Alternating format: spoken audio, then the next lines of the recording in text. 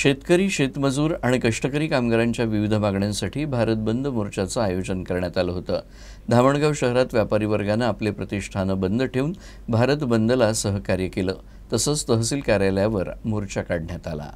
शेतकरी, शेतमजूर, कष्टकरी कामगारांच्या न्याय हक्कासाठी, महागाई, बेरोजगारीच्या निषेधार्थ आणि केंद्र सरकारच्या जनविरोधी धोरणाविरोधात भारत बंद मोर्चाचं आयोजन करण्यात आलं होतं। धामणगावमध्ये सुद्धा व्यापारी वर्गाने आपापली प्रतिष्ठानं बंद ठेवून या बंदला प्रतिसाद दिला। शहरातील छत्रपती शिवाजी महाराज चौकातून या आंदोलनाला सुरुवात झाली, तर हा मोर्चा तहसील कार्यालयावर धडकला। तर आपल्या विविध मागण्यांचं निवेदन तहसीलदारांना सादर करण्यात आलं। तर मोर्चा दरम्यान केंद्र सरकार विरोधात अनेक घोषणा देण्यात आल्या।